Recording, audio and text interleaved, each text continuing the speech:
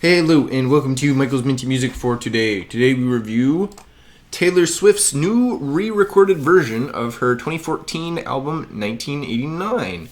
This has always been one of my favorites from her, and the re-recorded version is mostly the same or a little bit better. So you can check out my review of the original by clicking the icon in the top corner of this video, the iCard. I'm going to add that later.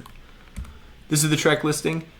Tracks 1 through 13 are the original album. Tracks 14 through 16 are bonus tracks off the deluxe version of the original album, so they're still old, they're just deluxe. And tracks 17 to the end, so 17 to 21, are newly released songs that were originally written for the album. At least that's what she tells us. So,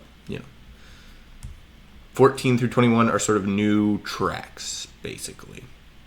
These are the tracks I added to my playlist, 12 out of 21 overall, so a little more than half. I took all the same tracks off of here as I did from the original, but I also added the bonus deluxe tracks Wonderland and New Romantics, as I don't remember listening to them before, and they're pretty good. So, from the new stuff, I added 3 out of 5, which is alright, but I wasn't really blown away by any of the new stuff here. It all sounds pretty similar to stuff she's done before, either on this album or on Midnights, or really any time in the past decade. But, basically everything, in terms of this whole album, everything that was pretty good about the original is still true. So most of the songs are pretty good, and the album still flows well. So this is still a pretty good album. There were 2 singles released before the album technically, although obviously all of these songs were available since 2014.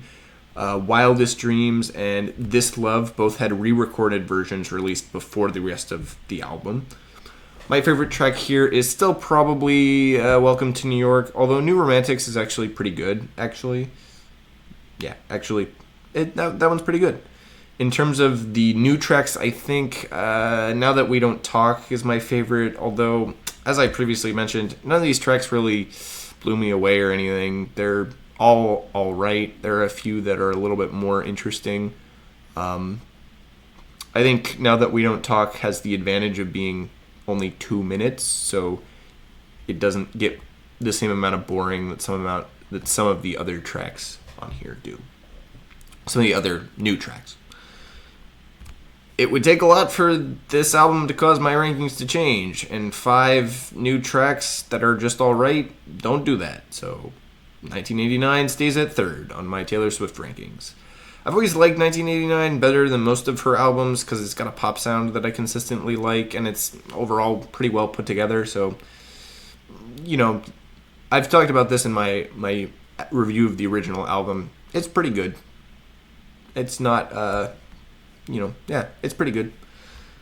Now, this album doesn't take my top spot for 2023. That stays with the Splatoon 3 soundtrack, Splatoon 3, mostly because Splatoon 3 is an original album, and it's got a lot more musical variety, and has the advantage of having a lot more tracks on it, which, in this case, with this sort of album, does matter, right? Once you get past sort of the 10-track mark, and you're going into 15 and above, the albums with more tracks are probably going to do better, so Splatoon 3 keeps it. Next up is Queen's 1980 album, The Game. Despite the pretty lame cover, it's a really great album, so I'm pretty excited to review it. It's one of my favorites from them, and definitely one of their best albums. So stay tuned for that, and as always, stay minty.